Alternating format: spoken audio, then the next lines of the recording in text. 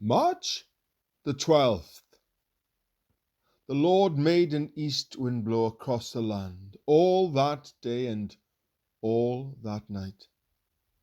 By morning the wind had brought the locusts. Pharaoh quickly summoned Moses and Aaron, and the Lord changed the wind to a very strong west wind, which caught up the locusts and carried them into the Red Sea. Not a locust was left anywhere in Egypt.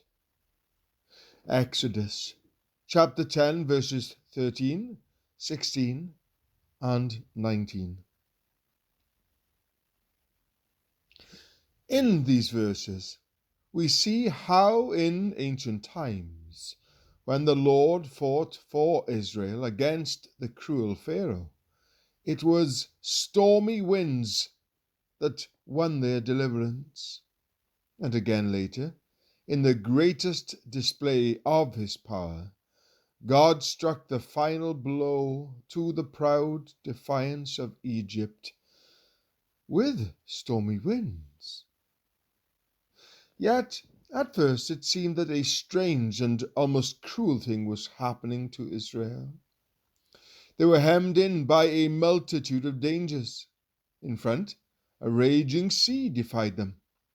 On either side, mountains cut off any hope of escape, and above them, a hurricane seemed to blow. It was as if the first deliverance had come only to hand them over to a more certain death. The Israelites looked up, and there were the Egyptians marching after them. They were terrified and cried out to the Lord. Exodus chapter 14, verse 10. Only when it seemed they were trapped for the enemy did the glorious triumph come. The stormy wind blew forward, beating back the waves. The vast multitude of Israelites marched ahead along the path of the deep sea floor, a path covered with God's protecting love. On either side were crystal walls of water, glowing in the light of the glory of the Lord, and high above them roared the thunder of the storm. And so it continued on through the night until at dawn the next day, as the last of the Israelites set foot on shore, the work of the stormy wind was done. Then Israel sang a song to the Lord of how the stormy wind fulfilled his word. The enemy boasted, "I will pursue, I will overtake them, I will divide the spoils." But you blew with your breath, and the sea covered them. They sank like lead in the mighty waters. Exodus chapter 15, verses 9 and 10. Someday, through his great mercy, we too will stand on a sea of glass, holding harps given to us by God. Then we will sing the song of Moses, the servant of God, and the song of the Lamb. Great and marvelous are your deeds, Lord God Almighty.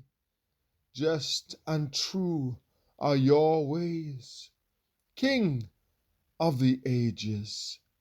Revelation chapter 15, verses 2 to 3.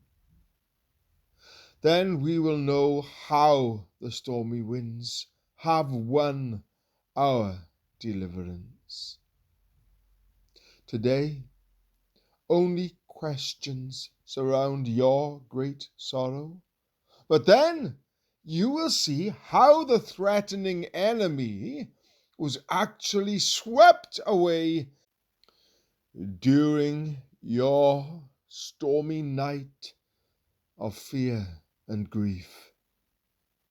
Today, you only see your loss, but then you will see how God used it to break the evil chains that had begun to restrain you.